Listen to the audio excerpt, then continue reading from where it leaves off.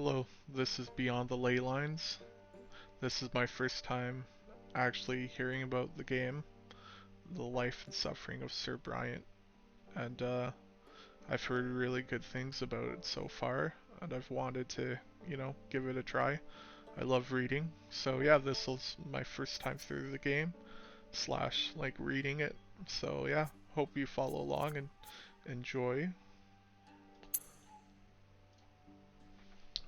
So, Sir Uh, let's see, what name should I what should I pick? Sir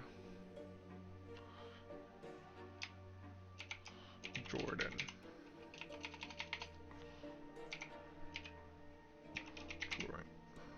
Bryant.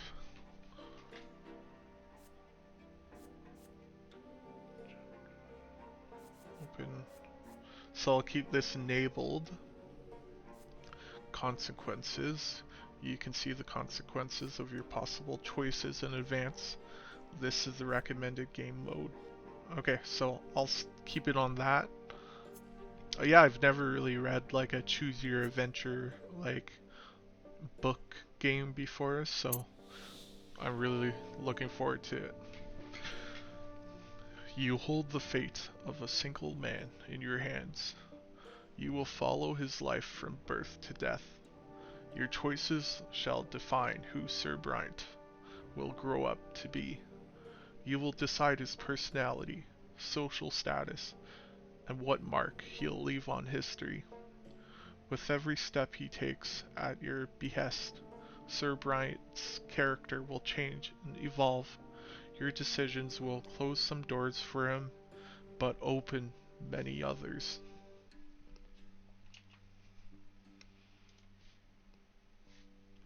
The world of Sir Bryant's birth is a ruthless realm where people are divided into estates. It is hard to be a hero here. Be ready to accept that Sir Bryant cannot overcome every challenge in his path. Every hard choice will test his character and personal qualities. Often you will not be able to make the choice you would like to. Hence, like the life and suffering of Sir Bryant. It may happen because you choose a different road earlier, exhausted your hero's willpower, or haven't earned the right position in society. Every victory will be a struggle, a path paved with bitter losses and gut-wrenching failures. Accept this tragedy. This is how you will create a gripping and unique tale for your hero. What will become of your Sir Bryant, his loved ones, and his world? It all depends on you. I'm excited. The story of my life remains written on these pages. But my fate has always been my own.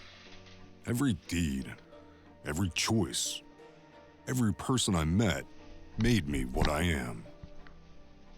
Could I have taken a different path? Could I have found a different calling? Altered the very course of history? And what price would I have to pay?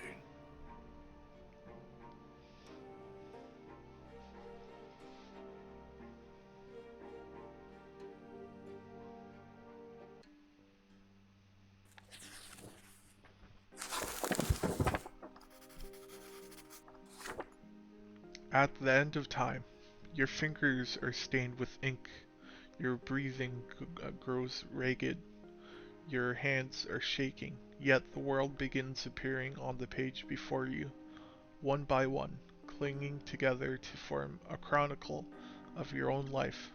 Who are you, and how did you reach this end? You were born, raised, and lived your entire life in the blessed Arcanian Empire. In this land, a man's destiny is predetermined at the moment of his birth, whether human or arcane, nobleman, priest, or low-born commoner, all bend to the divine will of the twin gods, and each life is not but a single cog in the universe's immeasurable machine. The memories come flooding back. They engulf you as a merciless wave, binding together days that are thrice dead and gone. The dreams of your childhood, your adolescence, your youth spent in the capital. Years of peace teeming with life, and war drenched in blood. High ranks and lowly deeds, opulent palaces, secretive city back streets, fields of battle, and faces. So many faces of the people you held dear, the people who walked this road by your side. Such was your life, now all exposed by ink, interrupting onto the page. With your every step, you sought to change the world as you saw fit. The choices of your upbringing, the path you carved in your youth, the fruits of your struggle, the consequences of your sacrifice, all of it led you here to the end of your time. And every choice had a price. Now, years and years later, the crossroads of your life echo in your memory, the pain and joy. Could you have taken a different path, chosen a different calling, found a different place in the world? You had the power to alter the very course of history. Now on the verge of death, you struggle with doubt, seeking answers to the last and most crucial question of all, your life. Of all the paths in life, why did you walk this one? Did you choose your own fate? Or was your life shaped by forces beyond your control? What determines a man's destiny? Okay, so we got a couple choices. The man himself, which is the life has always been yours to live. You made your own destiny. The world around him. Your path was charted for you by the people, the age, and the society in which you lived. That's pretty accurate. A higher power. Your destiny was forged by a power greater than your own will. So I'm thinking like more like God. And there is no destiny. Destiny does not exist. Human life is an exercise in chance. It is not governed by any laws. So I'm gonna go with the man himself. I resonate with that one the most. At the end of time, you can hear death footsteps drawing near. You square your shoulders and take a deep, full breath. You have found your final answer. What is destiny other than a long chain of your own actions and decisions? No matter what happened in your life, you always had a choice. You lived the life you deserved. Only you can answer for it. But are you right about this? Is it all true? To learn the truth, you will have to return to the very beginning, remembering every single step you took along the way. On these pages, the story of a man named Jordan Bryant will live once more. Okay, so looks like the story might be, might be following him into childhood and into adolescence, youth, peacetime. So like, going from a child to an adult.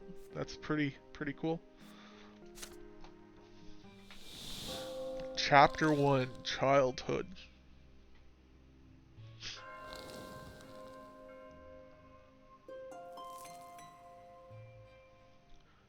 Childhood, where life begins.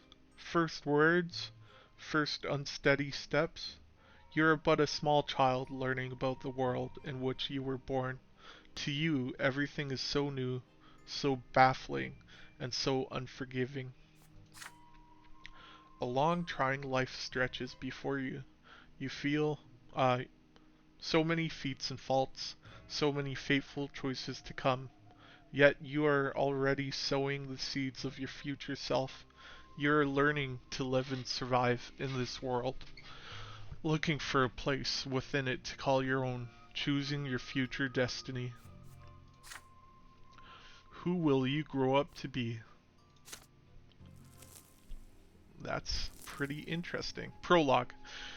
In the chapters Childhood, Adolescence, and Youth, you will live through the hero's coming of age. You will shape the protagonist's personality, his qualities, and his relationships.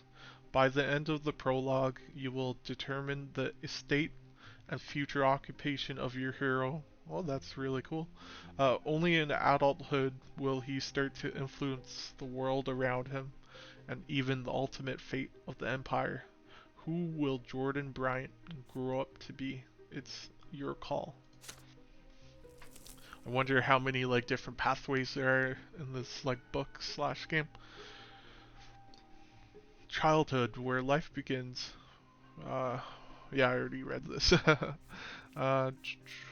Fencing less. I don't want to look at any of this stuff because I think it's like spoilers. Um, oh. Oh, these must be my stats. Reputation, wealth, unity. Oh, my family tree. How do I go back? Okay.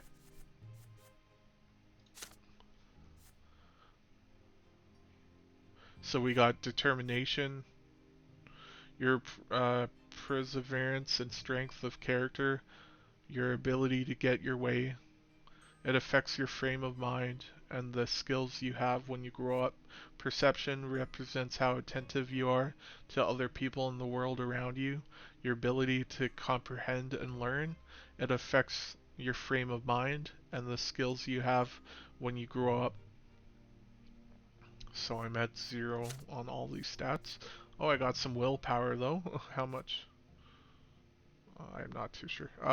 Your remaining inner strength and readiness for action, you spend it on difficult choices. So I'm guessing this is like a currency type of thing, maybe. And then death. After suffering a lesser death, one is reborn. One who dies a true death faces the judgment of the twin gods. Okay. So I'm wondering if you like have multiple lives. By the sounds of you do. That's really interesting. I wonder how this story's gonna explain how that works. Um,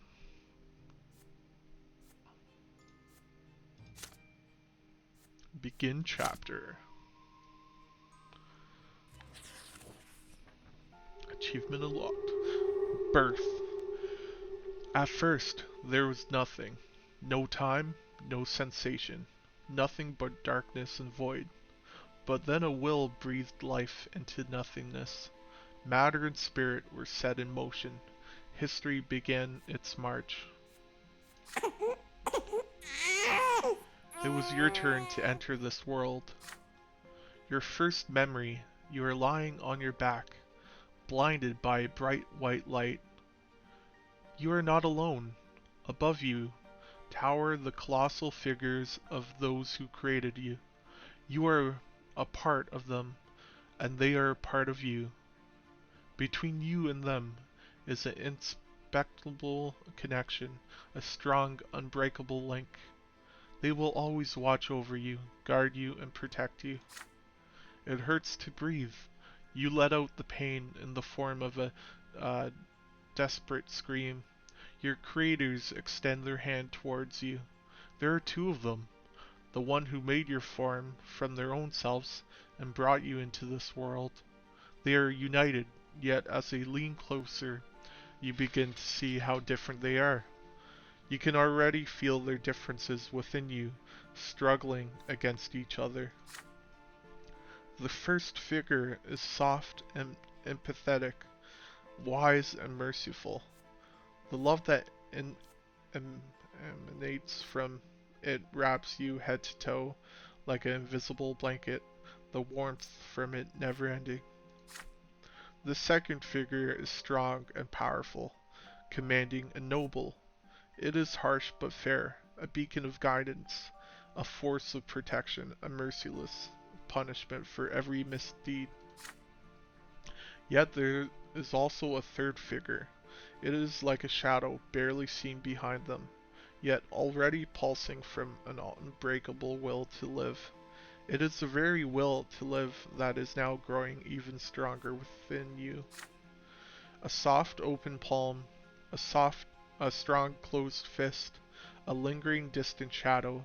You struggle to loosen the swaddling clothes wrapped around you and extend a tiny hand into the world.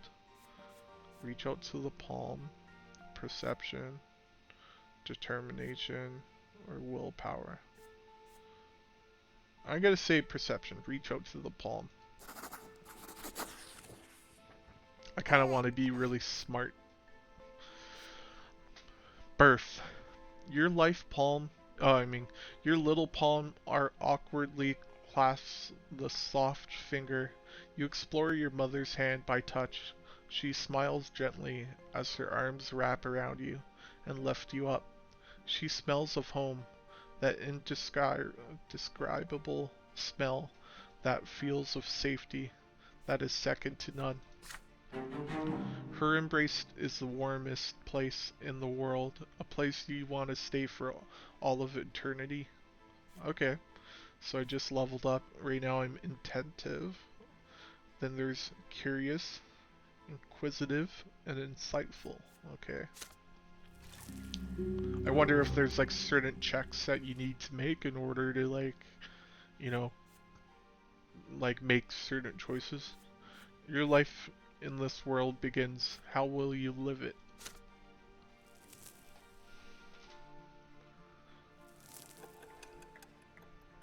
Year 1119.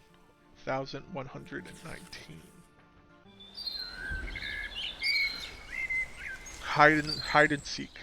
As the days go by, you learn to tell your parents apart. You recognize father by his heavy breath and strong cold hands. He visits you rarely. Robert Brant. That must be my dad. Hello there, you little Jordan Bryant. Mother's tender voice, however, follows you day and night. Lydia Bryant, so she must be mother. My, you're growing so quickly, my child. There are two more children in the family named Stephen, and Gloria. Gloria sings songs to you. She often dresses you in tight clothing and gently holds your hands as you learn to take your first steps. Stefan likes to sweep you up and pitch you and toss you into the air. Oh look, this is your brother and sister. Yeah, you're my little brother. We're gonna play together, but I'll always be in charge of you because you were born a commoner. Gloria. So that must be my sister. Be quiet, you. He doesn't understand yet. Come on, baby Jordan. Let's go play in the yard. It is hot outside. You grip your brother's hand with one hand and your sister's with another as they help you walk down the giant stone stairs. Then you sit on the ground and start exploring the sparse blades of grass with your fingers. It tickles. In the sky far above and away from you is a gigantic pillar, a perfectly straight stick made of light. It is so bright it hurts to look at it. Why are you staring at the shining pillar? It's not going anywhere, you know. Hey, I want to play hide and seek. He's just a baby. How's he gonna play? When you hide him, and I'll try to find both of you. You have no idea what they are talking about, but you support them with happy cooing. This is strange, but so exciting. Stefan and Gloria glance at each other. Then your brother walks to a big tree, closes his eyes, and starts shouting something. Gloria takes your hand and walks you through the yard. Your sister takes you behind some thick bushes by a tall wall. The light from the light stick on the horizon barely reaches here. You can't see home from this place. The ground is crawling with tiny black bugs. Gloria sits you down on the ground and puts a finger on her mouth for some reason, and then she's gone. You can no longer hear Stefan's voice. Gloria is nowhere to be seen. You feel colder. The bugs are no fun to play with. You've been sitting here for a long time, completely alone. Nobody checks on you. Did they forget about you? Did they abandon you? So I got three choices. Cry loudly, plus 10 willpower. Oh, that might be good. Find your way home, plus 1 determination. Sit there and wait. Perception. I'm thinking I'm gonna go with some perception. The bush is the bush is covered with leaves swaying in the wind. You brush through them with your fingers. The twigs and branches are stiff and will not bend. They are different from the blades of grass. Down on the ground you see a group of bugs carrying a little twig. You grab it from them. They're so funny. One of the bugs crawls on your finger and bites it, just enough to sting a little.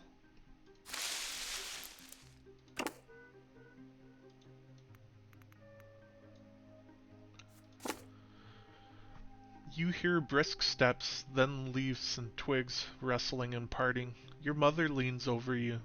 You greet her with a happy face and show her the finger with the bug on it. So that's where they took you. Mother picks you up, uh, puts you to her chest, and pats you on the head. Your brother and sister stand behind her, clearly feeling guilty. Gloria is in tears. Stefan keeps staring at his feet. Your mother you hug mother tightly. She is here now. Perception plus 2, so I'm curious now. That's good. Okay. I'm hoping I'm picking the right stats. Another memory. You are still a little child, but you can already talk and run around on your own. Today is out of the ordinary. Father is busy around the house, giving orders to servants. Throughout the day, the kitchen has been abuzz with work. There are a solemn, gloomy preparations and candles being lit. Even your older brother, Stefan, is quiet today. Mother takes your hand and brings you to your sister, Gloria. My son, today is a great descent.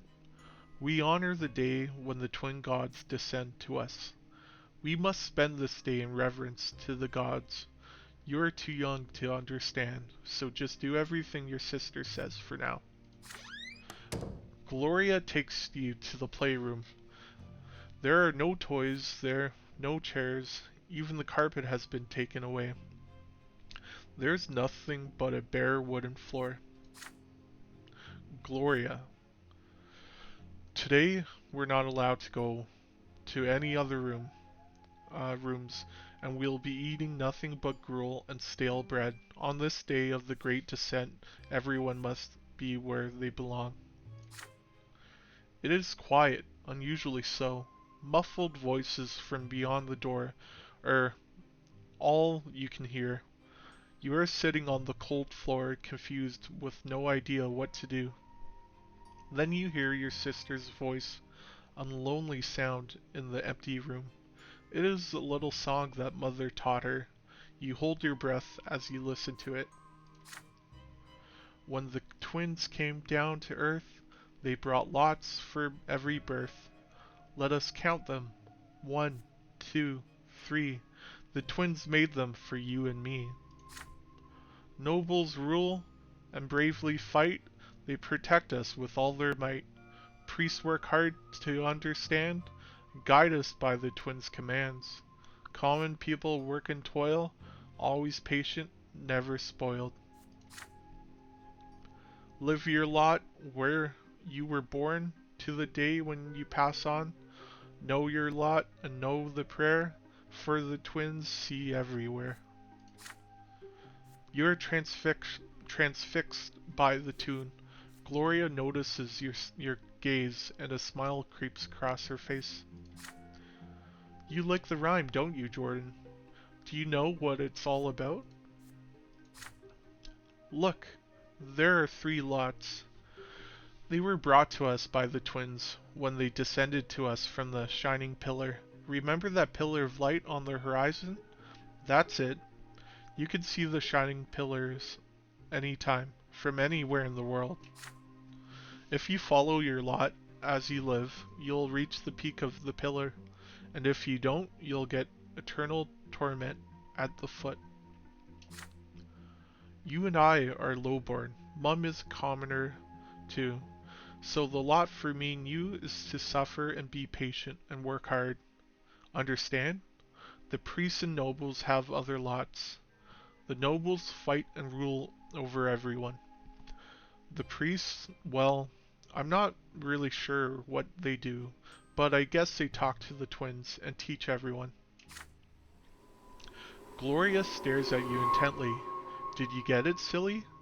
Then she shakes her head and keeps singing the song over and over again. Her voice transfixes you, drawing you in. The room starts to glow like the sky. From this light emerges 2 figures you have known ever since the moment of your birth. One of them embraces your sister's shoulder, the other stands guard behind her back. You watch this happening before your very own eyes, unable to turn away. Gloria is swaying to the song, unaware of what is happening. She sings the final verse once more. Know your lot and know the prayer? You feel compelled by this divine sight to express yourself somehow. You feel words condensing within you from the light, but what will these words be? So our 2 options. Finish the song properly, which will give me perception, or sing the last line wrong, determination. I'm thinking, let's do some determination, like, you know, just to balance out a little bit. A little bit. Know your lot and know your prayer. Know the prayer. The lots are lies told everywhere. You shout these words, but you have no idea how they came to you. The shining pair standing behind her back turned to look at you. You could feel their gaze piercing you from top to bottom. When the moment passes, they melt into the dim light coming from the window.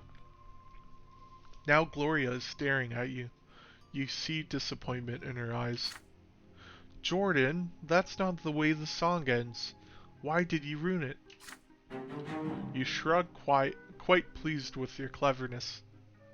So I'm at spineless right now. Okay, cool.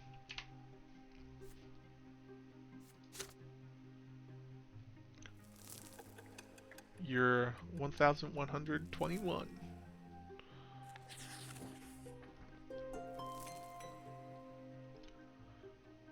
Spring the origin. You're starting to understand more and more of what the adults say. Your family is an unusual one. Your father is a nobleman, but not by birth. His is a title earned through great service, but your mother is a low-born woman, a commoner. Because of this, you were born a commoner, but father says you may yet come onto nobility. You learn to read at an early age. Together with mother, you read and learn by heart the many poems about the divine twins, the twin gods who reside upon the shining pillar. Mother calls these poems prayers.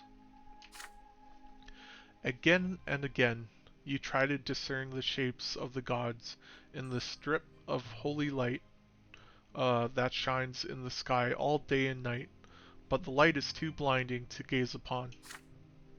The greatest joy of all is when the stairs are no longer an insurmountable obstacle.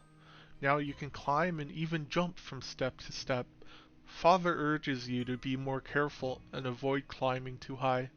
But even though you keep falling, you never stop being curious about the world around you. Your older brother Stefan now spends less and less time playing with Gloria and you. Playing with commoners is beneath a nobleman to be, he says. So Gloria calls him names, and Stefan pulls her pigtails.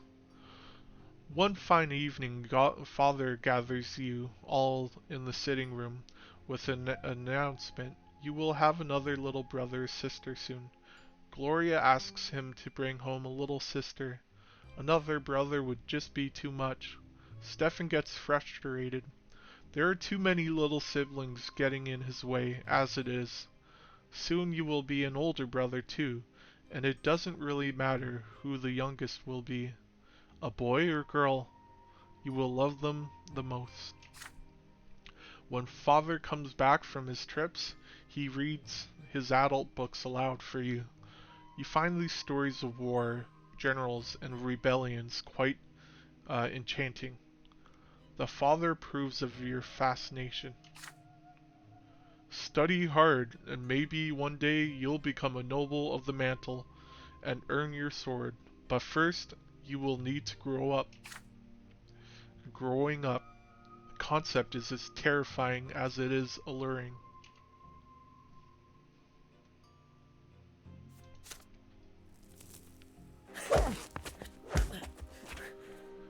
The lot of suffering. You keep staring at the carpet under your feet. You are both ashamed and proud, and it feels odd. A scratch on your hand stings a little. Stefan is standing next to you, sniffling from pain. Your brother was training in the yard with a wooden sword. You wanted to play with him, but he ended up getting angry and throwing the sword at you. The stick hit you in the shoulder. You picked it up and hit him with it. You see Mother's shoes walking to and fro from the carpet. You do not want to look up. You would rather not see her angry. She is not as gentle to you these days. Why did you hurt Stefan, Jordan? You stammer out an explanation. Oh my gosh, I can't pronounce it. He hit you first. You just hit him back. How dare you pester me like that? When I grow up, I'm gonna hit you with the real sword. Mother shushes you both and speaks to you again. Her voice is stern, and yet you still feel her concern for you. Even if Stefan hits you, you cannot hit him back. You are my son, and I was born a commoner. Your lot is to suffer, but your brother was born a noble, from a noble father and a noble mother. His sacrament is coming soon, and then he'll rule over the likes of us. If you hurt a noble, you must be punished. That is your lot. And sooner you learn it, the better off our entire family will be. Now Stefan looks at you in triumph. You look up at Mother in fear, not sure what to do now. Okay, so there's this lock. I wonder why. Okay, because I have willpower? So the consequences of this choice, which is accept your punishment, I'll lose 5 willpower, but Lydia Brant will be grateful, and then my brother will get +1.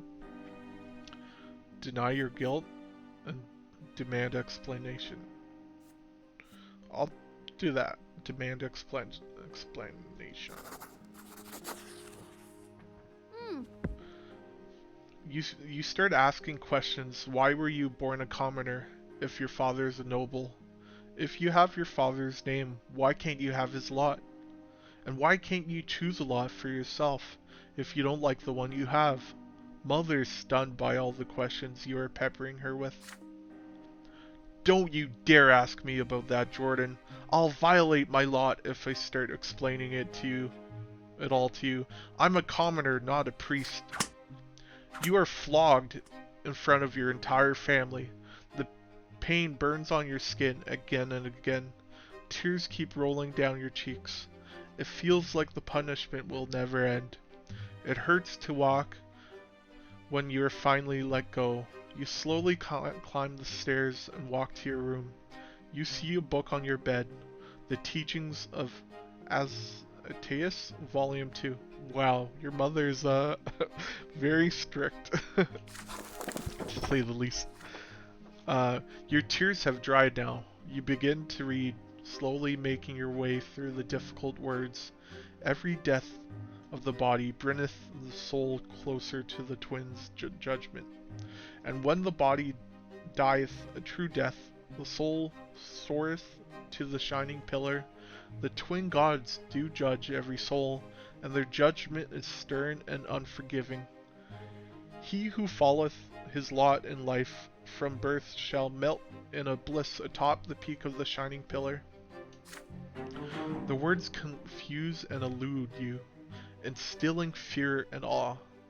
You will read this mysterious book again and again as you grow up. So right now I'm at perception 3, so I'm still at curious. So I want at least one more perception, and then I'll start moving to like the other skills. Get up in that like next bracket. Gloria's rhymes. Mother mostly stays in her chambers now. With each passing day she grows heavier and her features get rounder. It gets difficult for her to walk, but she still smiles all the time. One day she takes your hand and puts them on her big belly, and you feel a movement deep inside her. You will have another brother or sister soon. Gloria takes you on walks to the yard now. You explore the yard together under the evening light of the pillar, and she sings you songs and tells you amazing stories.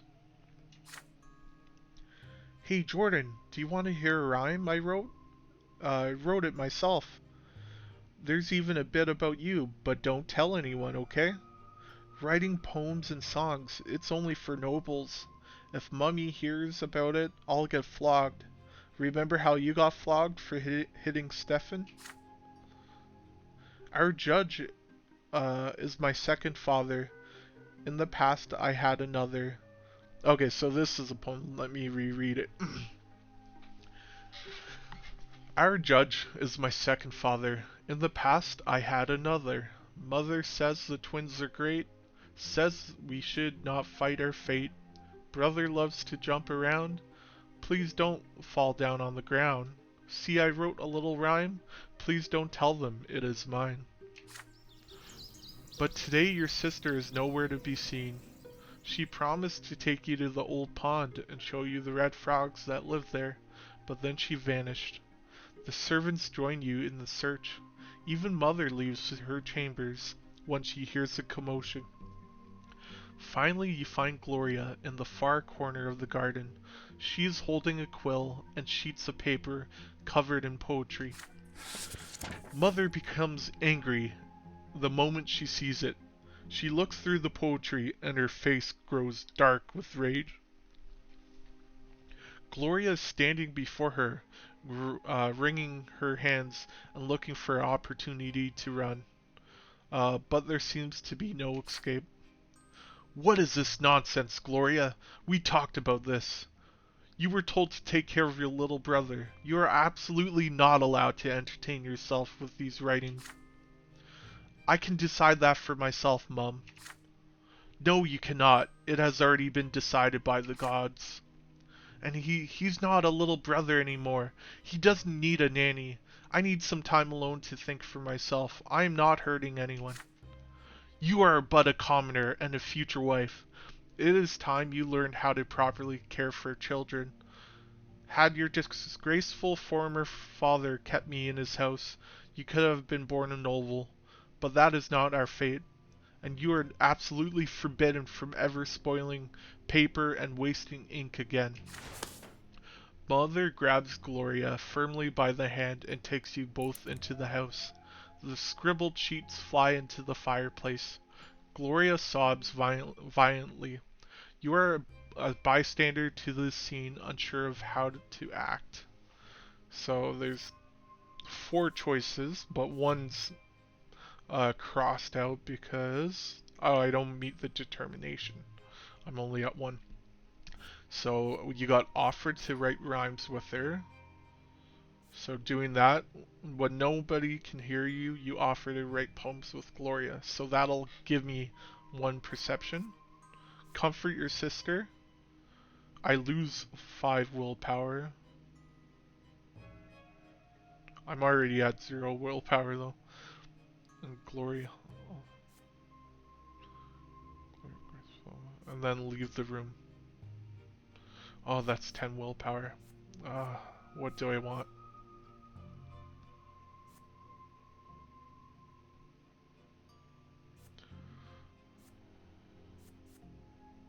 I'll do the perception. Offer to write rhymes with her. And then I'll kind of slow down on the perception. Gloria's rhymes. Mother leaves, the last of your sister's poetry burns away in the fireplace.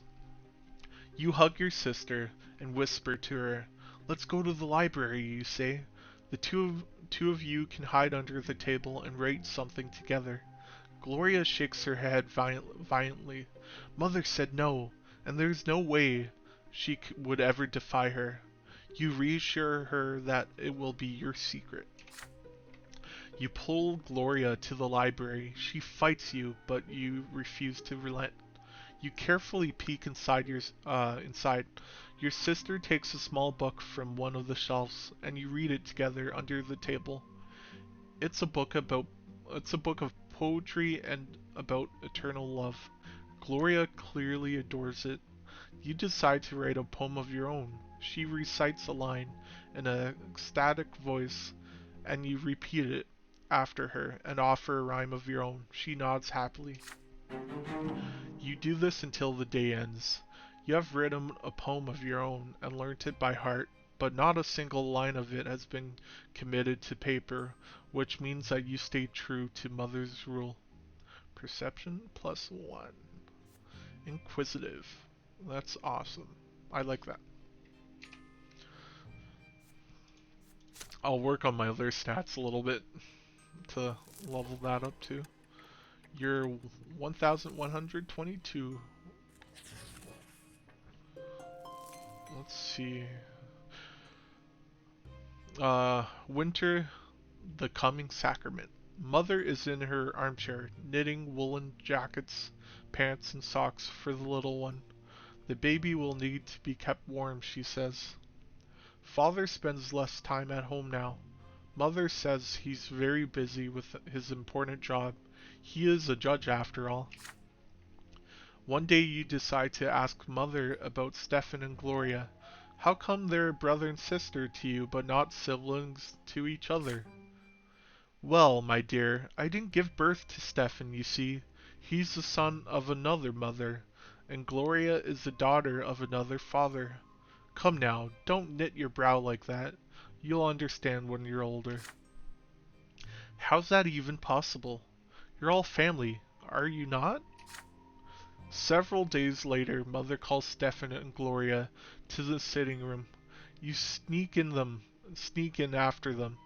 At first, Mother gets angry and asks you to leave, but then she relents.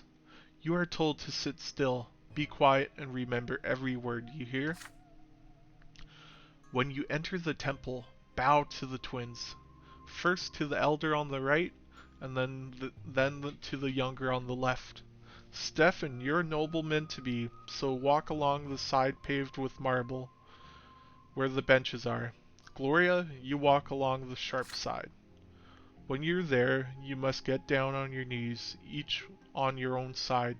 Stefan, kiss the sword. Gloria, my daughter, they will strike you with the lash. Don't be afraid of it. Resign yourself to the suffering it brings. It is the blessing of your lot. Gloria doesn't like the idea of the lash. There's a tense feeling in your chest as well. You were told to remember this. Will the lash strike you too one day? On the next day, they take your brother and sister to the temple. You run towards them when they finally come back. The back of Gloria's dress is soaked with blood. She's hunched a bit, sobbing quietly. Stefan is putting on airs, acting prouder than ever. Nothing else looks different about them. It's like all is the same, and yet everything has changed. Each of them has accepted their lot. Wow, that's pretty pretty intense to put children through that. Okay, so my brother's indifference. I'm not liking him. I'm not liking him too much. Okay, unity -1 represents how close and trusting your family is. It affects the fate of your family members. So right now, disagreements. So I want it up to at least a 7, and I'll be happy. Brother and sister sacrament. Your siblings, Stefan and Gloria, took their first sacrament at the temple. Okay, so this is kind of a overview of what you did that chapter. The newborn's cry. You eye the little bird bundle in your father's arms with curiosity. Behind the many layers of swaddling clothes is your newborn baby brother. Mother's glowing and smiling with joy. Stefan and Gloria are also here, all excited. You promise yourself you're gonna be the best big brother in the world. You'll never hit him. Oh no. The two of you will play together and tease Stefan together, and help Mother together, and go on so many adventures together. It feels so strange to be an older brother. Just the other day you were the youngest in the family, but everything is different now. Your parents name your little brother Nathan, and Mother spends day and night by his side. And Nathan cries all the time, day and night. Mother barely gets any sleep. She is so worn out, she starts forgetting things. Like today, for instance, she forgot her knitting in the armchair in the sitting room. You better bring it back to her as soon as possible. You run to your mother's bedroom. You miss her, smile so much. You walk in without saying hello and give her the knitting. But instead of gratitude, you get an ice-cold, exhausted stare. Nathan is also there, screaming all the time. Go away, Jordan, you're bothering me. She spits these words out through her teeth. You look at the bawling newborn. She can't even get a minute of respite. Enough already. When are you gonna stop? I just want some peace and quiet. Mother leaps across the room and starts shaking Nathan with malice in her eyes. His cries get even louder. She looks so tired from this never-ending screams. She seems to be within an inch of smashing him against the wall. Somebody has to do something. You are scared of your mother right now, but you fear for Nathan's life much more. So, I got 4 choices. So I can't do this one because... Oh, I don't have the Lydia Brante grateful thing. Okay. That's because I didn't accept my lot when she was like talking to like when me and Stefan got in that fight a couple years ago. So we got call father for help. So that gets me some perception, which is beautiful. Redirect her anger towards you. That's +1 determination. I like that too. Snatch Nathan from your mother. I'm gonna get to 2 on determination. Mother keeps shaking Nathan violently, and you cannot stay away any longer. He is no longer bawling, he is shrieking. Just leave me alone. But then out comes your voice, so loud it drowns out her cries. No, it's not Nathan's fault, Mother. You're just tired. Please don't do anything to my little brother. If you have to punish somebody, punish me instead. He's too young. He won't understand. Your mother freezes and looks at you, her eyes two narrow slits. Her stare is cold and full of pure wrath. So pure you cannot help but recoil in fear. Are you trying to teach me how to take care of a child? You're giving me lessons of calming a newborn baby? You're insolent and spitted. Nagging know-it-all. It's time you learn your place. She puts Nathan on the bedsheets, then moves towards you. You step back, but a closed door blocks your way. She slaps you across the face. Your ears ring from the heavy blow, and your cheek burn from her wrath. You wince and close your eyes, expecting a second slap, but nothing comes. Nothing but Mother's heavy breath and Nathan's shrill cries. Then there is a knock at the door. You step aside. Father walks in. He looks at you, clutching a reddened cheek at the bawling baby. Um, at Mother, her red eyes with rage and tears, her breath heavy and ragged. Go to your room, son. I'll join you soon. You do as you're told. Back in your room, you press your cheek against the cold window, hurt and dazed by what just happened. Soon enough, Nathan stops crying. You hear Father's heavy footsteps in the hallway. He comes into your room and sits on the bed next to you. Son, please do not be angry with your mother. The twins know she wishes nobody any harm. This is just a difficult time for her, but we will make it through it as a family. You stepped up to protect your brother. You acted like a nobleman today. I'm proud of you. Your mother and Nathan are resting now. How bad does it hurt? You shake your head. Not bad, but your hand still aches to clutch the cheek. Father embraces you with a sorrowful smile and gingerly pats you on the head as you press your forehead into his housecoat. Things grow calm now. The trouble has passed and you are quietly happy. So I'm at +2 determination, so I'm active. Okay, cool. That is cool. Your brother Nathan is born.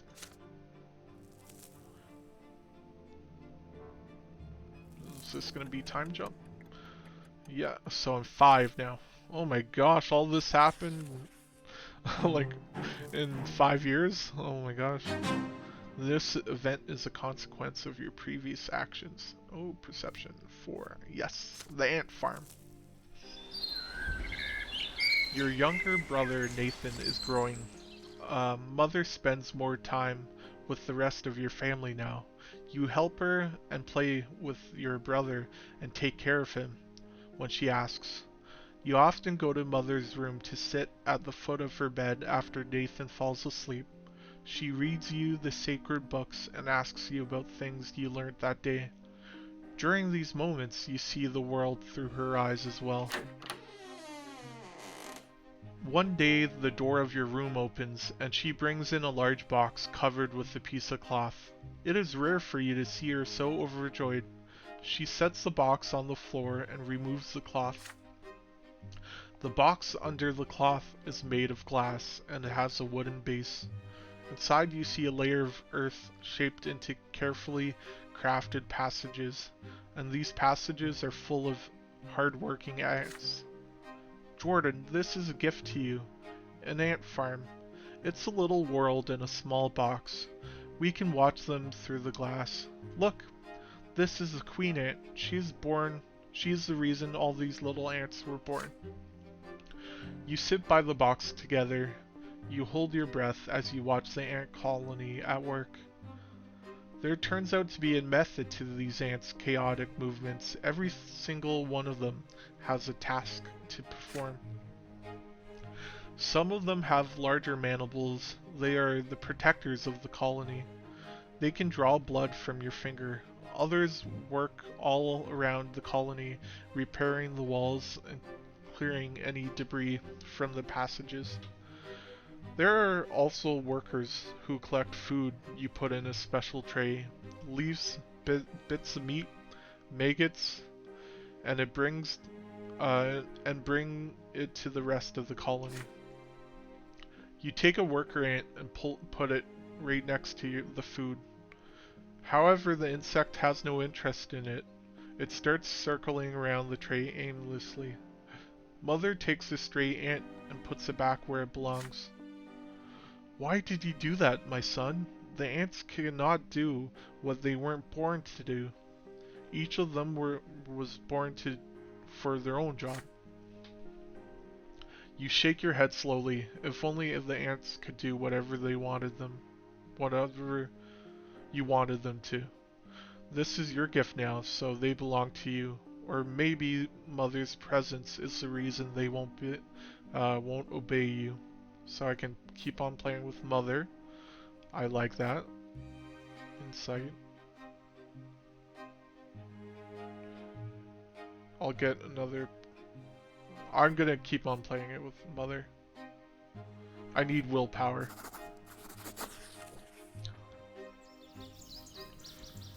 Mother's look is full of warmth and love. Nathan, Gloria, and Father are away right now. For the first time in a long while, it is just the two of you, and Mother takes great joy in watching over the ant farm. She shares her knowledge of the world with you. The things she tells you are true. You move closer to her and suggest going outside and finding some bugs for the ants.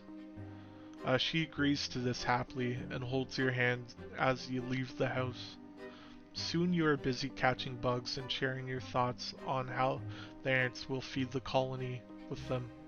From time to time, you laugh together, making up stories about errant flies and caterpillars overthrowing the ant kingdom. You and Mother hold hands as you return to your room. She can't help but smile. It is a faint smile, a child's smile, a smile full of sunlight. You are just so happy to have seen the world through her eyes today. So I have +1 with Mother, which is giving me sympathy. Interesting. Hopefully that helps out. And +5 willpower, which is awesome. I find some of the bigger choices cost like willpower to like pick those choices. It's really a really interesting idea for sure.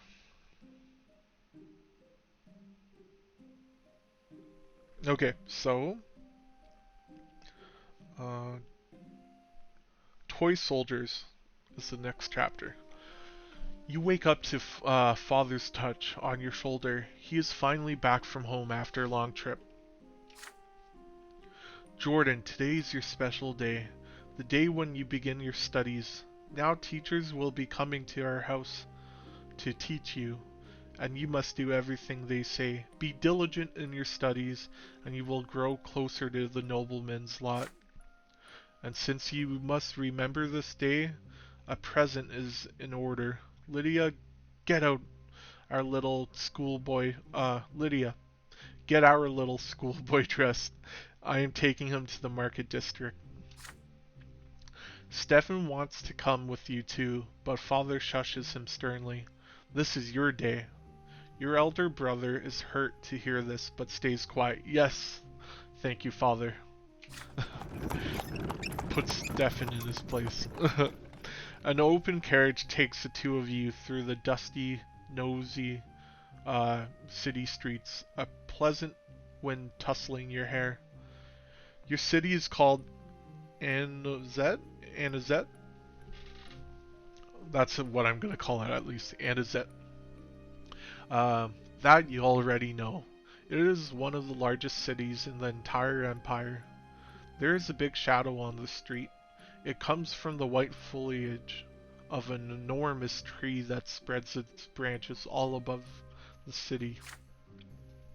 My son, did you know that the silver tree grew from the blood of our God's own disciples? It has been growing here for hundreds of years, right in our city. It cannot be damaged or burned. Not even the clergy knows why. The carriage comes to a halt by a small shop next to a city square. You run there and freeze by the stalls in the excitement. The shop is packed with dolls and figurines and toys. You've never seen so many of them at once before. Have you chosen your present yet? Father asks. You have. You want the Holy Order set, which includes several figurines of the Empire's greatest warriors of all time. You rattle off everything you know about the Holy Order, and They were the ones who aided the emperor's own forces in seizing the province of Megra and storming our city. That's how we joined the empire. Father nods in approval. Very well. War isn't your lot for now, but maybe these toy soldiers will teach you to think like a general. We will lead them into battle and study military strategy. Go ahead, take your present. Having said this, Father turns away to examine the books. You run to the box of toy soldiers, delirious with excitement, but there is a fancy-dressed boy in your way. He is about to take your warriors for himself. He elbows you aside and reaches for the box. Anger overcomes you, and you push him from behind. Your opponent falls to the floor. The rich boy screams so loudly everybody in the shop hears it. He hit me! He hit me!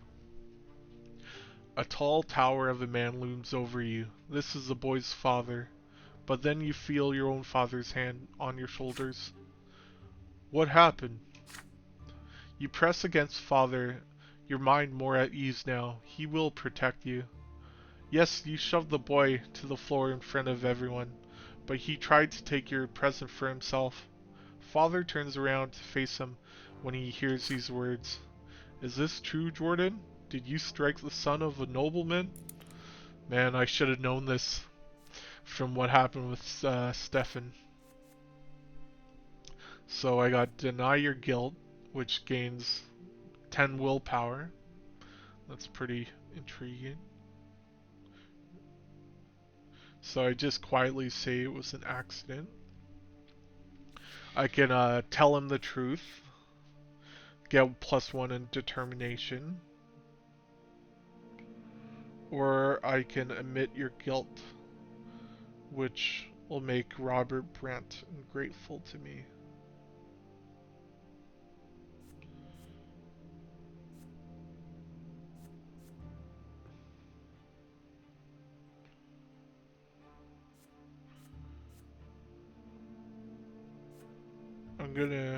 I don't know what I want to do. Because if I tell him the truth, I get to the next stage in determination. But I can get +1 with my dad and get like a special relations with him. Or I could just get +10 willpower and then I won't have to worry about willpower for the next little while. I'm gonna tell him the truth. I'm gonna rebel against this world.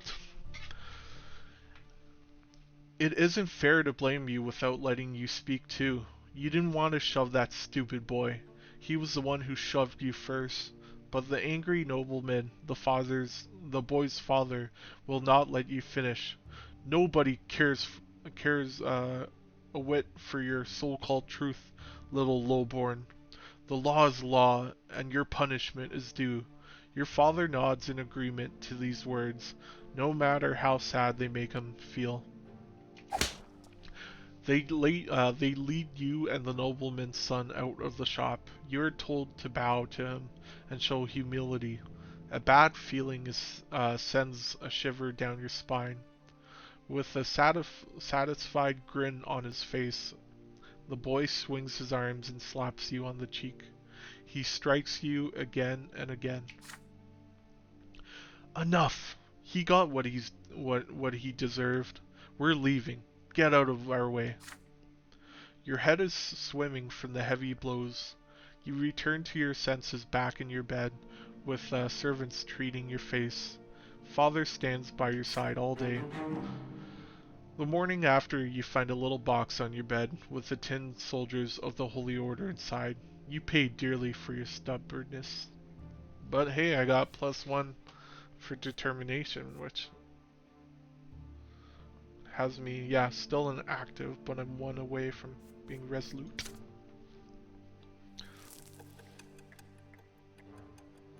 Six years old.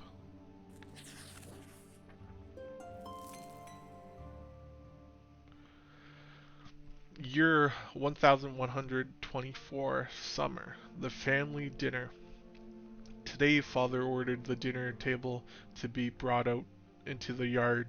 For the first time in months, he's home outside of the confines of his always locked study.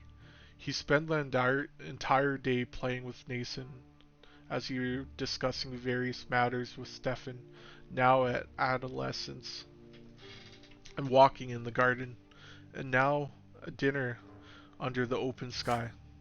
Your entire family gathers together with father at the head of the table, smiling. He asks each of you about your studies. Nathan climbs up to his knee and recites a counting rhyme in a funny, sing-song voice. Stefan mentions that his fencing teacher praised his accomplishments. He rises from the table together with father to show his skill in a practice duel. Next comes Gloria's turn. She stands on her chair and recites a lengthy prayer by heart. Mother showers your sister with praise. Father chuckles quietly, hiding a smile in his mustache. When your turn comes, you recite all the ranks in the Legion. From common soldier to high commander, Stefan listens to you with a skeptical look on his face. Night slowly falls, but the servants ensure that the yard is well illuminated.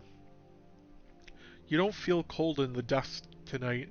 It feels good, yet so important. All of you are finally together, sitting at the same table. No fighting, just smiles. No arguing, just pleasant small talk. Then a servant approaches father with a letter in his hand. He reads it in the dim light, and each line gradually washes the smile off father's face until only a stone-cold mask remains. Mother looks at father with an unspoken question in her eyes.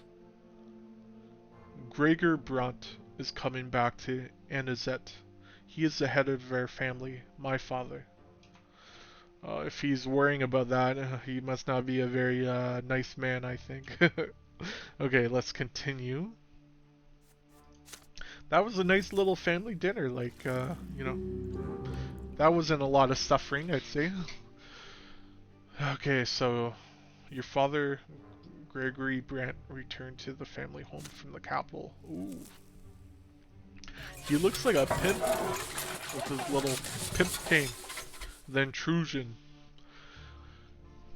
Ever since the news of grandfather's impending arrival, there has not been a single day when the house has not been cleaned or decorated.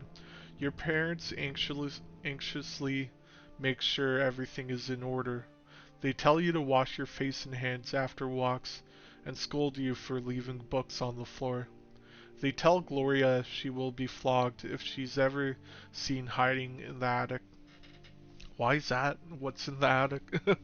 uh, they make Stefan stay in his home. Even baby Nathan gets in trouble. Everyone is on edge. Then one day, grandfather arrives. It is a grim day. So hot your neck is sticky from sweat. Father, mother, Stefan, Gloria, you, and Nathan, the entire Brante family stands out on the porch in front of the house. The house servants lined up behind you. The carriage arrives and steps out a tall, gaunt old man with a heavy walking stick and a heavier gaze. You cringe instinctively. Good health to you, father. Children, greet your grandfather as you've been taught. You still trying to look like a nobleman? Like a real nobleman? Are you? You can't fool me, Robert. I was the first of the Brante family to be ennobled by the mantle, and I am the only one who remembers how to bear this burden properly. I live honorably by my lot. Your marriage to that low-born wench cut us off from ever becoming nobles of the sword. My progeny, my progeny could have been born bearing noble blood. Father, I beg you, this is not the place. Grandfather eyes him with scorn and walks into the house, the entire family following close behind him. I have been away too long, far too long. The entire house is a mess. This is an insult. How can you live in such a pigsty, Robert? The servants have grown far too lazy, all thanks to your commoner of a wife. I warned you, did I not? And yet you did as you saw fit. And the children? What do they know of tradition or honor? They are being raised in a virtuous family, father. And now you're speaking like a lowborn who's content to live in humility? Twins willing, now that I'm here, this will not happen again. I'm taking your oldest son to the capital. I see you cannot provide Stefan with a proper education, so I will correct your mistake. Bye-bye, brother. Your brother's fate has been decided just like that. Father does not object. He orders the servants to prepare Stefan for the journey. Stefan freezes in place, glancing at grandfather and father again and again. The latter puts a hand on his shoulder, reassuringly. Grandfather's lips are tight-lined, white with contempt.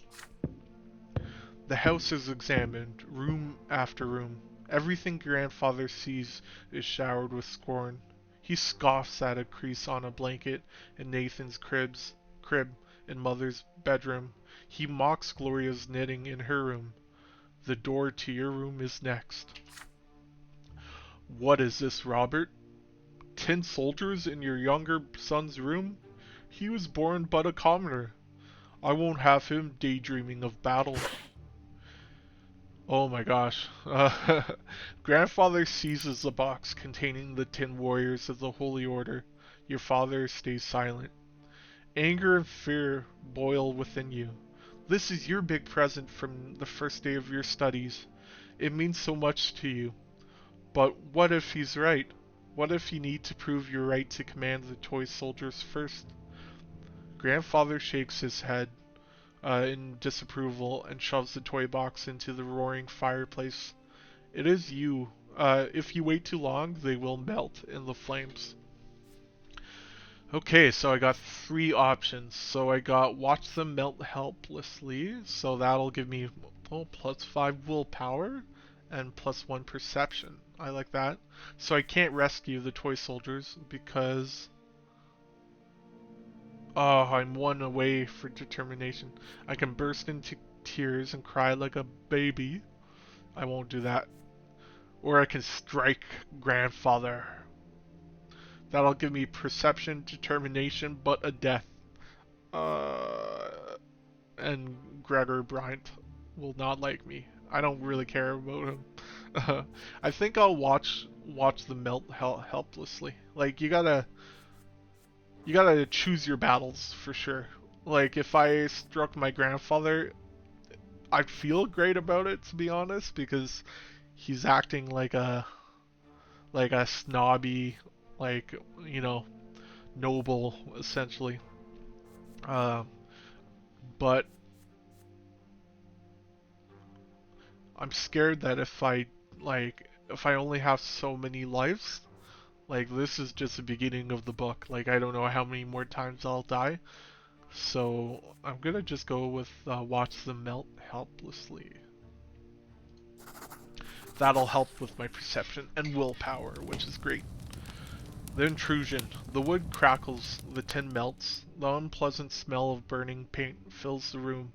Father grimly orders the servants to douse the fire and clean the mess that was your birthday present just a few moments ago. You watch the servant at work with a strange fascination, experience an odd feeling of freedom. It all seems, uh, it all seems right now. It's time for you to grow up. You know what? I maybe needed this to happen, so yeah, it could help me grow up. Grandfather leaves to examine the other rooms of the house. So I'm at plus 5. I might be insightful by the end of this like childhood chapter. That'd be nice. Year 1124, Fall, the master of the house. Soon grandfather leaves. Yes. Your elder brother Stefan goes with him. From the from that day on, father's hired teachers tend to you alone. They bore you with Montomenous Mont Montonous lectures on writing, counting, and the way of life in the blessed Arcanian Empire. You often distract yourself from the instruction by playing with your younger brother Nathan. Your home grows quiet without your older brother, too quiet. Weeks later, your family receives a letter from Stefan. Grandfather has sent him to a boarding school for nobles. He is now studying hard in preparation for his service as a nobleman.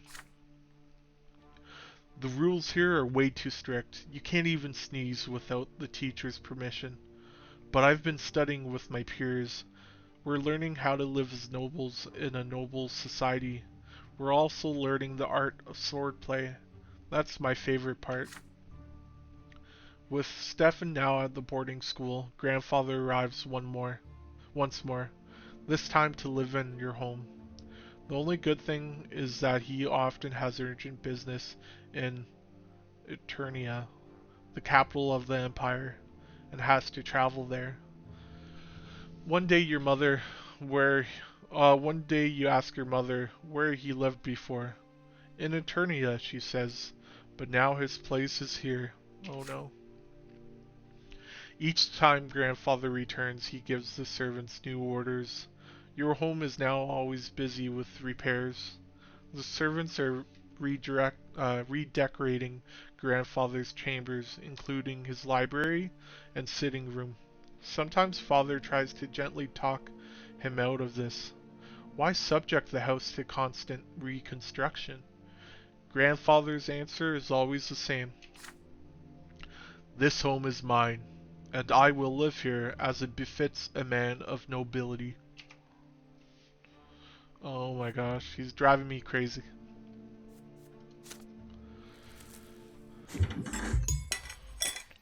I feel like your father is a little bit of a pushover as well. Like, he didn't even step in when like he was just letting his father like, throw my toy in the fireplace, like,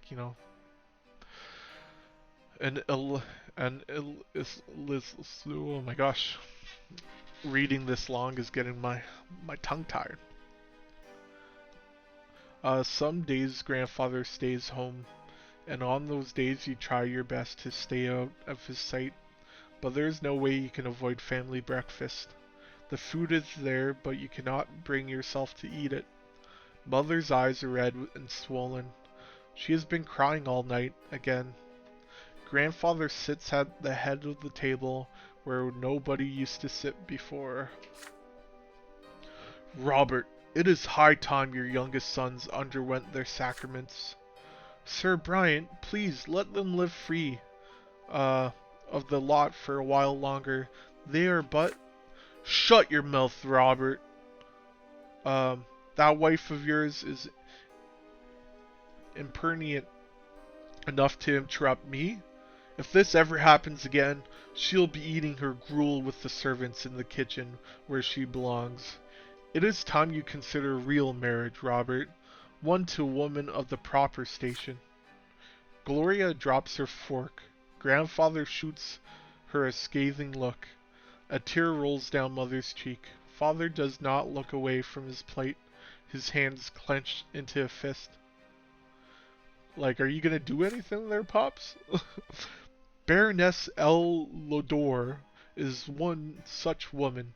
She is a comely widow and a fine match.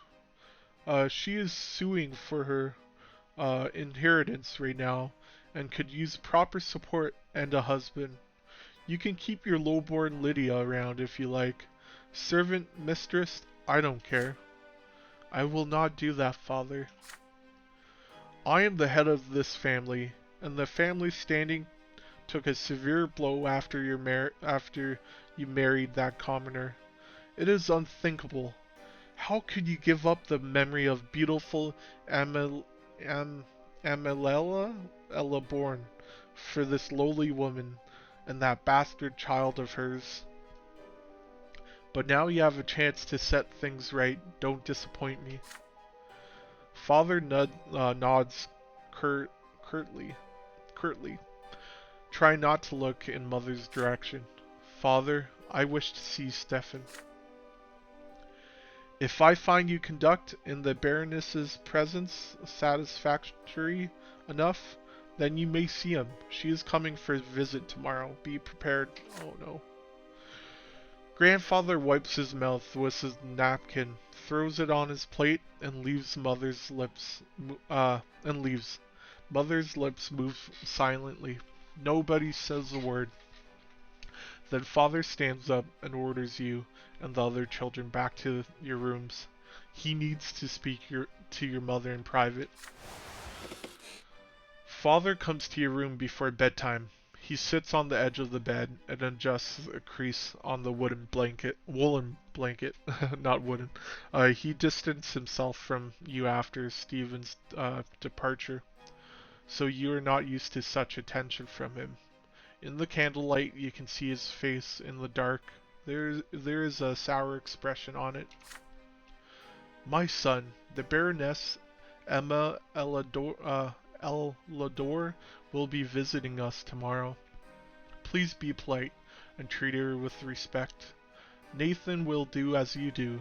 I want this dinner to be as immaculate as possible. Don't let me down. On the next day, Mother starts dressing you and Nathan for the coming dinner. You see red all around her eyes. She has been crying, and for a long time. It hurts just to look at her. Nathan starts whining quietly. You and Nathan are dressed in new doublets, your tousled hair brushed into shape. Gloria is told to stay in her room. Father appears wearing his best suit. Mother is in a humble brown dress, looking pale. Grandfather has an uncharacteristically contented, contented look about him. You hear the sound of wheels and hooves against the cobbles in the yard. Then a pair of dainty heels come clacking. The antechamber is completely quiet and still, fearing grandfather's observant eye. The door opens. You see your guest, a beautiful dark-haired woman in a dress of elegant deep blue. Father takes the hand of Lady Elador and kisses it, showering her in compliments. Grandfather's face is beaming in her presence. No one even bothers to introduce Mother. Baroness, allow me to introduce you. Robert's sons, Jordan and Nathan Bryant.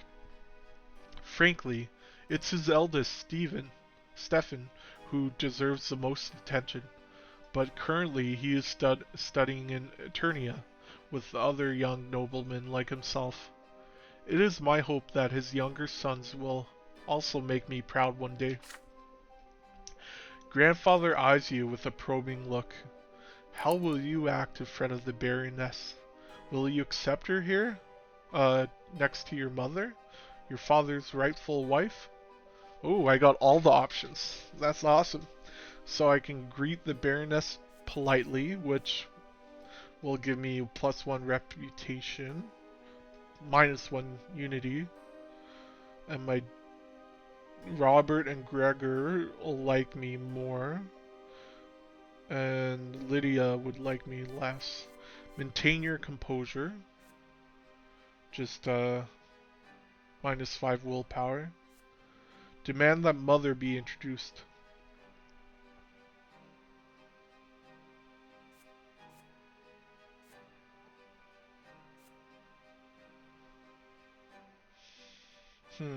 Walk away with Mother, I could do that.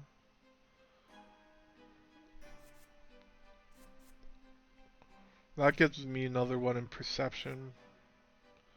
But this gets us one in unity.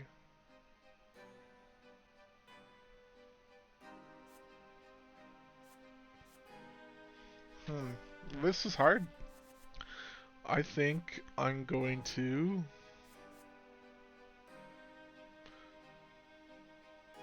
demand that mother be introduced.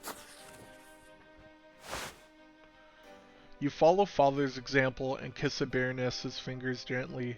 Her laughter fills the antechamber, ringing like chimes.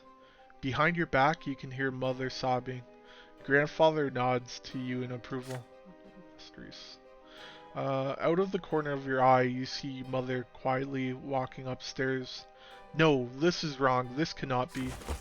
You walk up to father, look him into the eye, and ask in a voice loud enough to be heard by everyone, why didn't he introduce mother to the guest?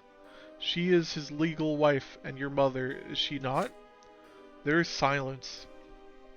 Mother stops on the stairs and turns her head in surprise. Father is confused. Nathan starts whining again. Grandfather grinds his teeth, his hand tightly gripping the heavy walking stick. You keep father transfixed by your gaze. After a few moments that feel like an eternity, he winks at you, almost uh, imperceptibly, then adjusts his doublet and turns to your noble guest. Baroness, allow me to introduce Lydia Brante, my wife and mother to my younger children. Lydia, would you be so kind to join us for dinner? What are you saying, Robert? Father, it would be a disgrace to hold a family dinner without the lady of the house. Oh, good. Father finally has the backbone. Father marches up the stairs and offers his hand to Mother. She accepts it and walks down with a shy smile on her face. For the first time in those many days, the Baroness presses her lips in contempt at the sight. After a long moment, Grandfather finally breaks the uneasy silence and leads everyone into the dining room. Mother sits at the farthest corner of the table, claiming that she needs to watch over Nathan. There is barely any small talk over dinner, apart from the Baroness and Grandfather discussing her widowhood and inheritance litigation. Father and mother do not say a word throughout the meal, yet they no longer look as tense as the day before. There's not even a mention of any potential marriage. As soon as the door closes behind you, behind the Baroness, you flee to your bedroom and lock the door. Grandfather's heavy footsteps can already be heard in the hallway. He is a force of anger, eager to get his hands on you. Whelp! You had the nerve to interfere in the adults' affairs. You ruined the dinner with the Baroness. Open this door, instant, and face the punishment you deserve. Then suddenly his voice dies down. You hear Father speaking quietly. We both realize there can be no other marriage, Father. I already have a wife, and there's nothing to be done about it. I'm sorry, Father, but you will have to accept it. And please leave my son alone. He only helped me face that truth, and nothing else. Grandfather huffs and puffs at a loss of words. You hear the head of the Brante family and his adult son retreat from the door of your room. It seems there will be no punishment today after all. Yes. Grandfather leaves for Eternia alone. About a fortnight later, Father receives a letter from Steve, yeah. It seems Grandfather told him about the incident with the Baroness, and so the letter is full of ire. He writes that you have reminded high society about Father's marriage to a lowborn woman, and now the family's reputation is at stake. I don't care about that. Father winces when he reads Stefan's letter, deep in thought, but Mother smiling again because of Father's actions. Her joy, a quiet, happy glow. Oh my gosh, I'm so happy. Our honor is tarnished, but I don't really care about that. Look, we're at peace right now. in the family. Okay, so I'm 7 years old. It is year 1125. 1125. The Caldescope? Caldescope? I don't know if I'm pronouncing that right. Father now checks on your studies often and nitpicks you for sitting or eating or speaking in an incorrect fashion. Once he becomes so annoyed, he says that he wishes Stefan had been the one to stay home instead of you. You've never expected to hear these words from your father of all people. Grandfather's trip to the capital took longer than expected. It feels lighter around the house without his presence. You allow yourself a little change of scenery. Instead of your room, you are now busy. You now busy yourself with reading and calculations in the sitting room across the open door to the yard. Gloria has joined you today. She has already helped you progress through several complex passages in the book. Right now she seems preoccupied by a strange tube. Aren't you hurt by the way grandfather treats you? You ask. Gloria just shrugs. Grandfather always says they should just get rid of me. I'm used to it now. He hurts you a lot worse because you're closer to him. I just have to stay out of his way, that's it.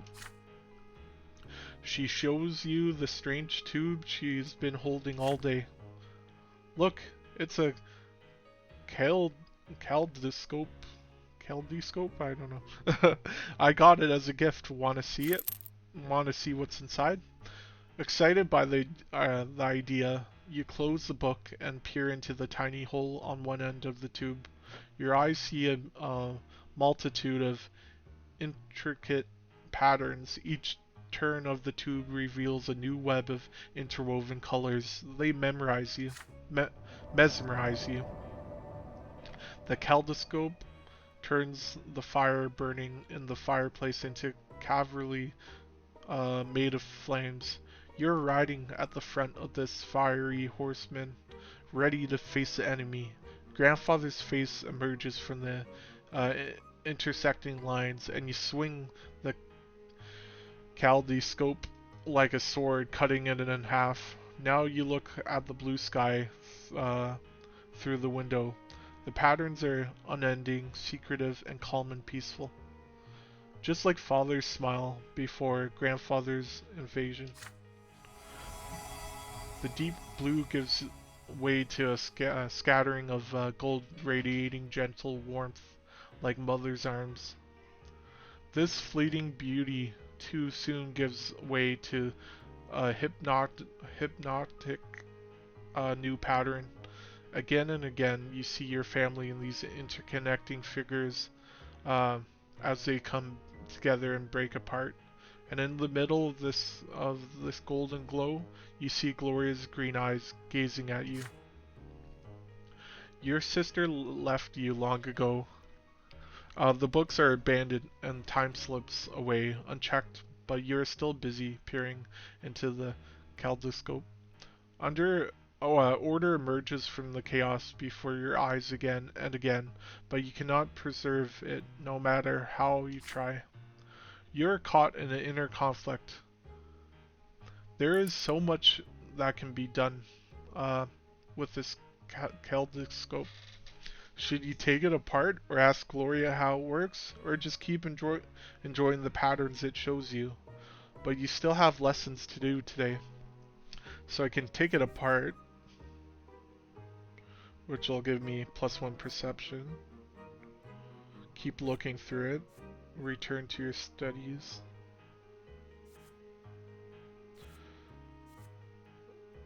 I'm thinking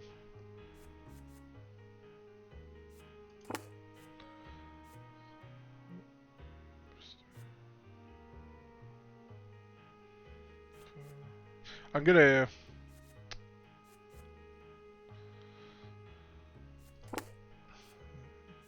what was I gonna do? I think I'm gonna do this and go up to the next like level of determination. So I'm gonna return to my studies. So you put it away and return to the studying book to studying the book. There is so much you have to discuss with Gloria. You cannot help but wonder what things did she see there. But first, your lessons. When Father walks in, he sees you hard at work over the book. He chuckles in approval, then spots the kaleidoscope on the table next to you. He puts a toy to his eye, then freezes still for a moment. It takes him an effort to put it back down. Then he praises you for being so diligent and leaves. When today's section of the book is finished, take the toys upstairs to your room, to your sister's room, and tell her what you saw in it. Gloria smiles, knowing what you felt. I once saw a ballroom full of dancers. I watched it for an entire hour. My hands even got sore. You spend a long time with your sister discussing the figures, and you feel a strong connection to her. The toys has brought you closer together, made you interconnected, just like the lines and figures in its colorful eye. So I'm resolute now. That's awesome. And my willpower, I'm at 5. You know, it's not horrible.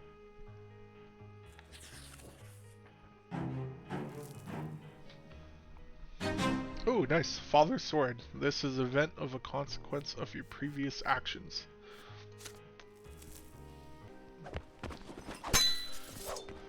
When Father is not working long hours, you often see him spending long stretches of time in the backyard practicing his fencing. You are allowed to watch, but that is it. You are forbidden from touching the sword, let alone actually learning how to fight with it. It is a new day today, and Father has been busy in his study since early morning. Mother took Gloria and Nathan to the shops. Your studies are done for today. The house is empty. You spot Father's sword hanging by the yard's door. He must have left it there by accident after a training session. You deliberate deliberate at first, then grab the sword with resolve and run outside. At last you have a chance to see it up close. It is a small sword used for dueling, heavy and devoid of any ornamentation. You recall that it was specially for him. The weapon is difficult to handle. Its heft makes the palm of your hand shake. As you get used to it, you try your best to imitate Father's feints. Your technique leaves much to be desired, but at least it's something. You imagine yourself fighting for the family's honor as the thin blade slices through the air. But you swing too far and the blade nicks your shoulder and cuts through your shirt, staining the fabric crimson. The sword falls to the ground with a dull clang, and you try to apply pressure to the wound to make it stop bleeding, but all you do is make the blood flow faster. Jordan, what are you doing here? The familiar voice hurts you more than the cut of the sword. Father walks up to you briskly.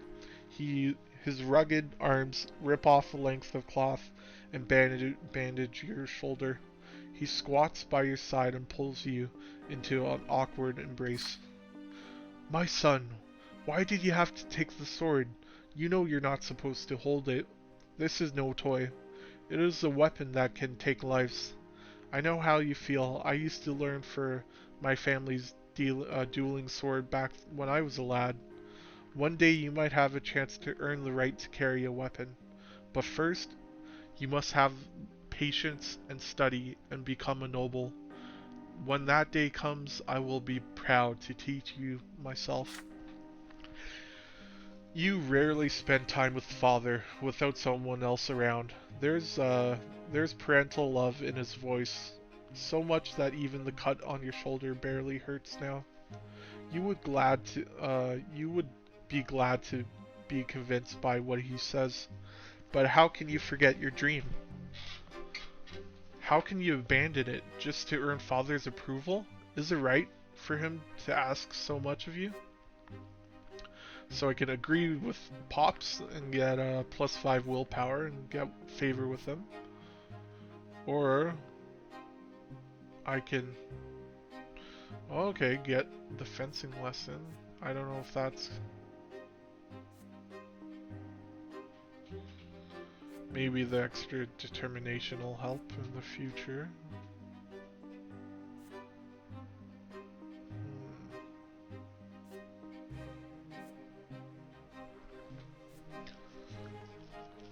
That'll leave me at 0 willpower. That's the bad thing.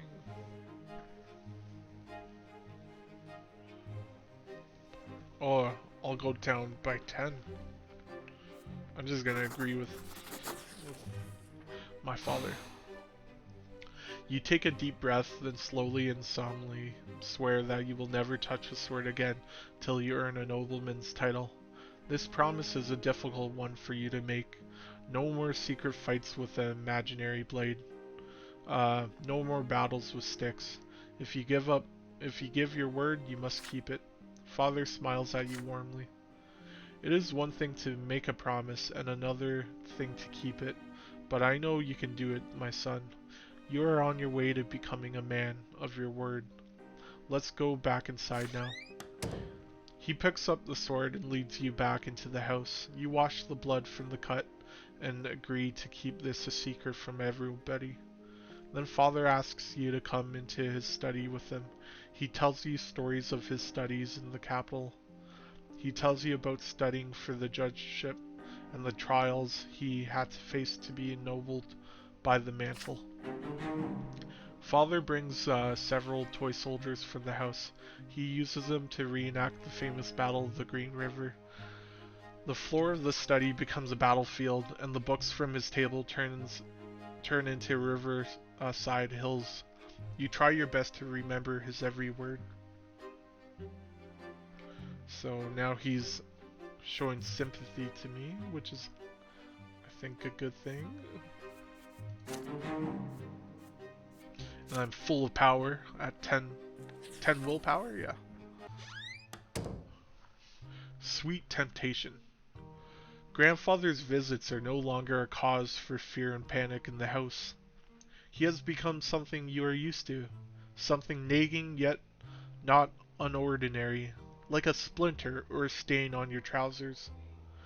The tension still remains, however. Sir Gregor's disdain for everyone in the house is so palpable it almost stings for real. Your lessons with the tutor are done for today. You are walking down the stairs when you spot Gloria peeping into the sitting room through a slightly open door.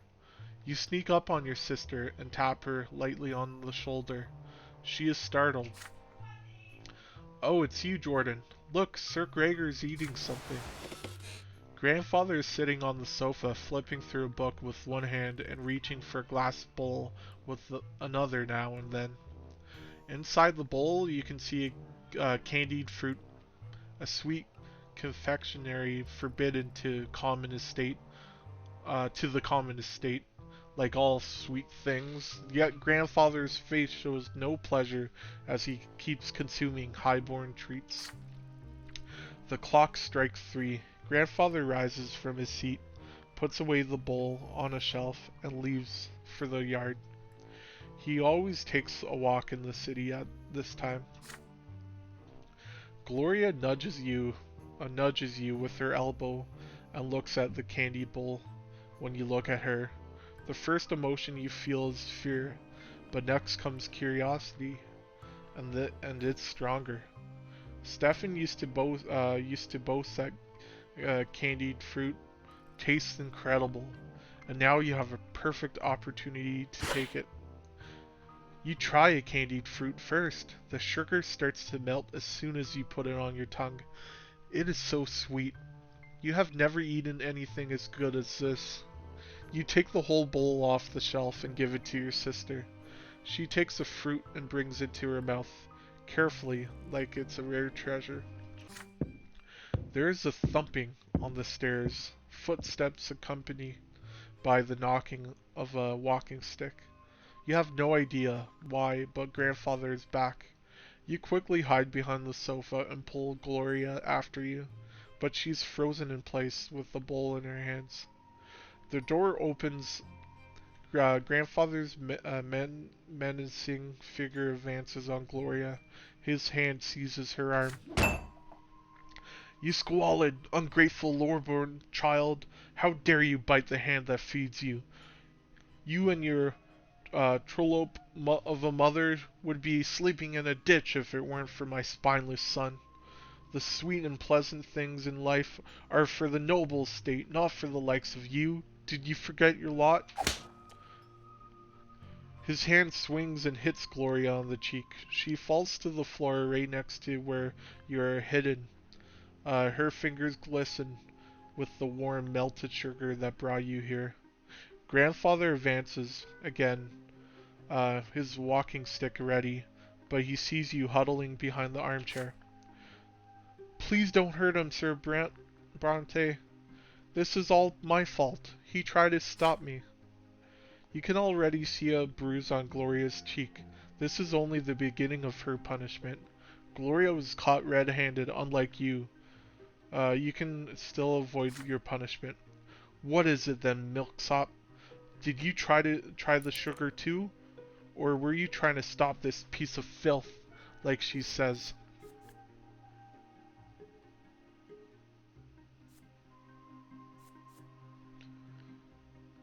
Okay, I'll do this.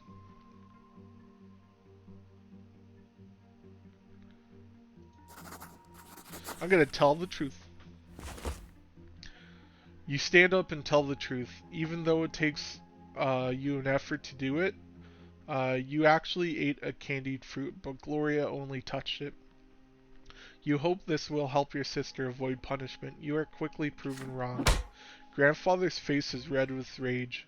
He strikes you both with his walking stick, blow for blow. He keeps hitting you until he grows tired, and then he leaves you where you are. Soon enough, Mother comes to find the two of you on the floor. Too afraid to move, she shakes her head in disappointment. You are badly hurt and covered in bruises, yet she still forces you to kneel and recite the precepts on the lots and how important it is to follow them. Then you stand before father and grandfather and swear never to take things that do not belong to you again. So yeah, for some reason I gained +1 relations with them. I don't really care because I hate that man, but yeah, I'm still at minus 1, but you know, it's something.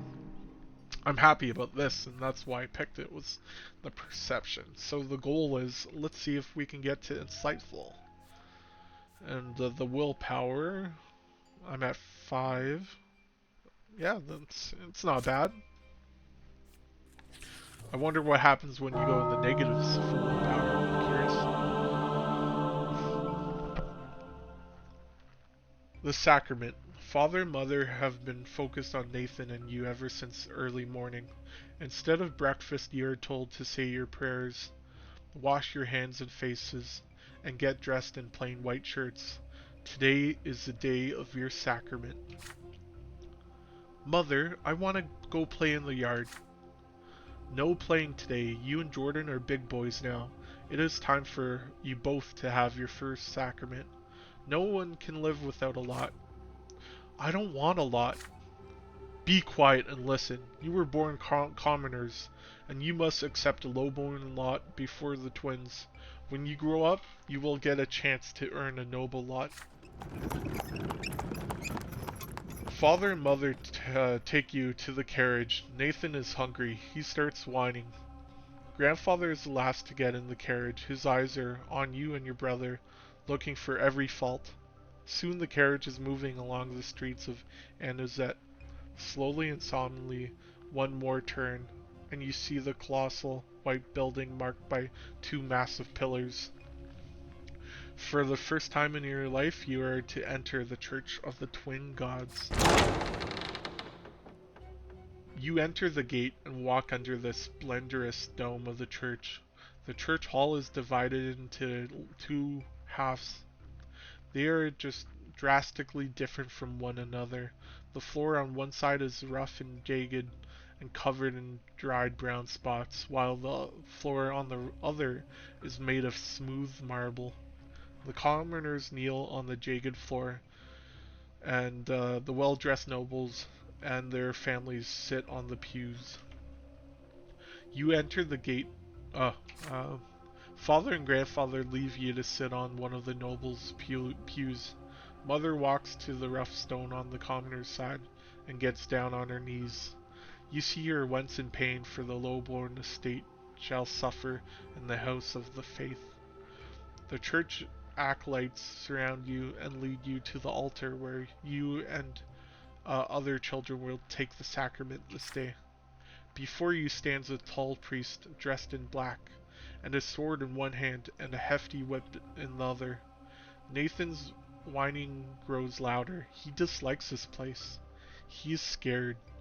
You remain quiet, but your stomach roils in uneasy anticipation. The first child is to take the sacrament. The first child to take the sacrament is a jaunty little boy from a family of nobles.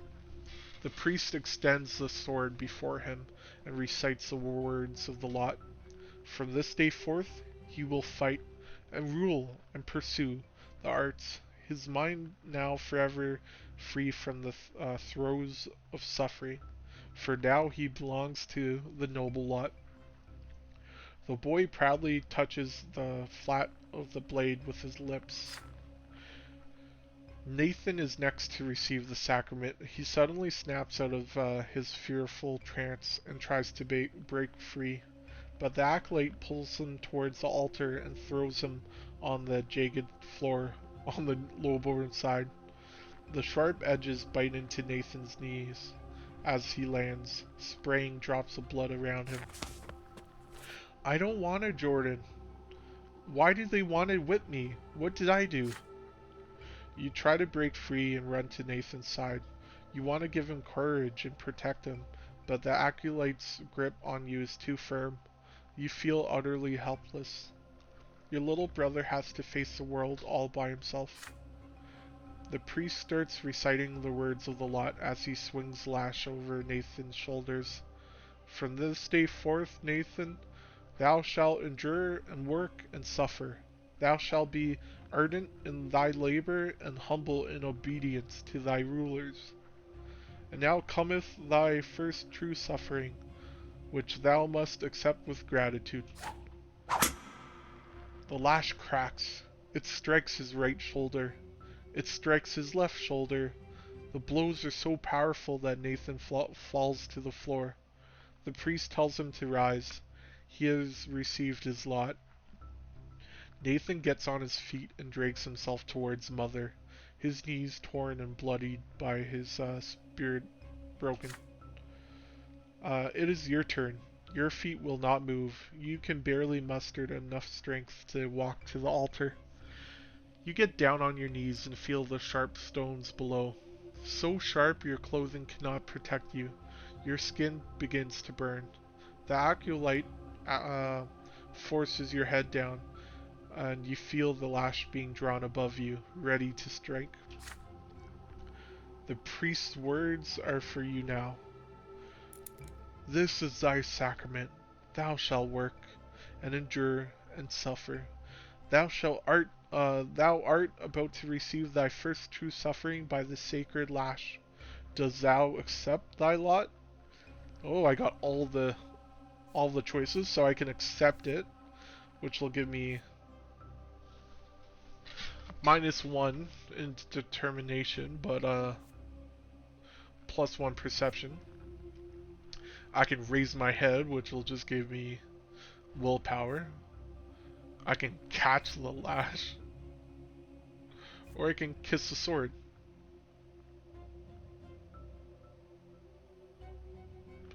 Ooh, this is interesting.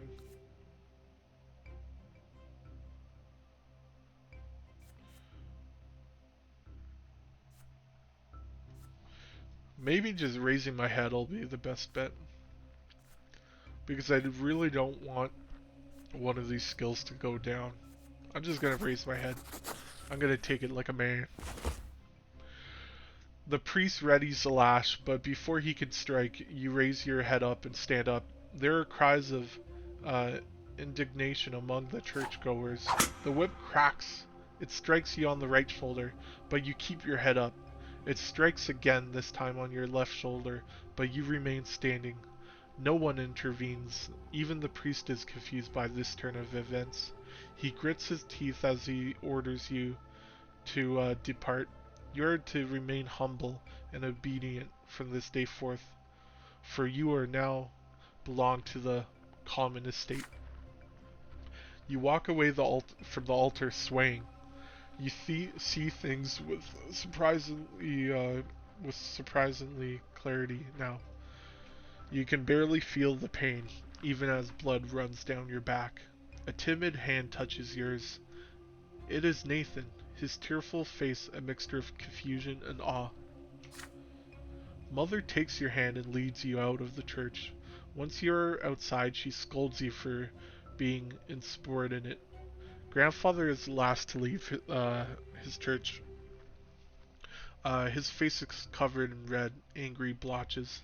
There is quiet fury in his voice as he says something to father, who remains quiet and miserable as he walks to the carriage. You defied a powerful will that day. There is a fear inside of you. You fear that this will might one day destroy you.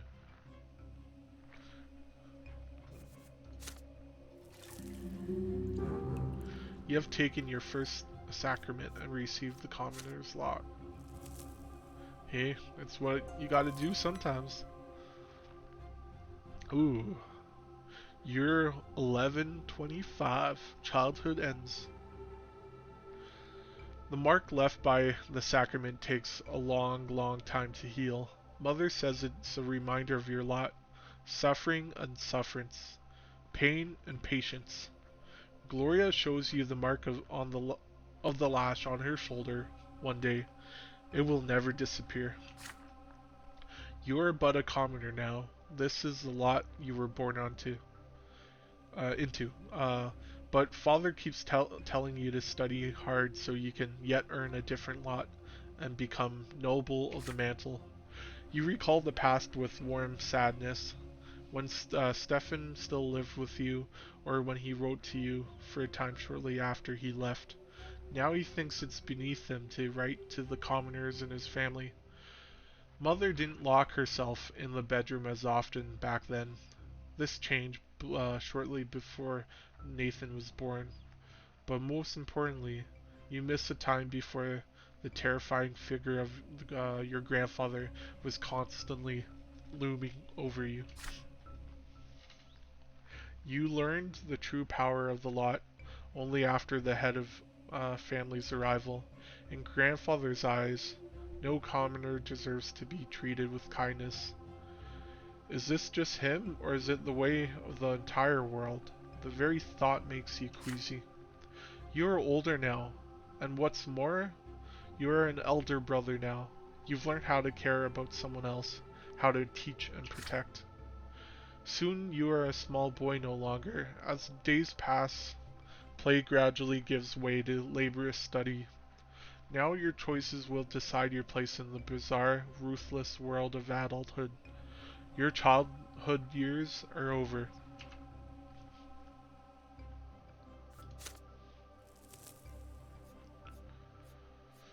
Okay, so yeah. So this is my destiny so far. Let's see. I'm kind of happy I didn't like lose determination or perception. Like I kind of want to keep both of them pretty good. Um, I haven't died yet, and I have 10 willpower.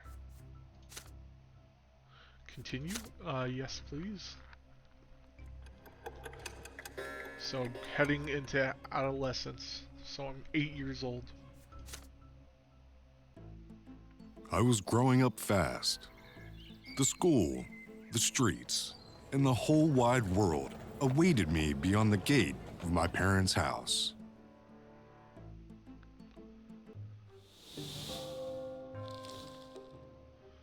Chapter 2, Adolescence. So yeah, this will be it for this first video. I hope everyone's enjoyed it so far. And yeah, see you on the next video. Have a great day and a great week.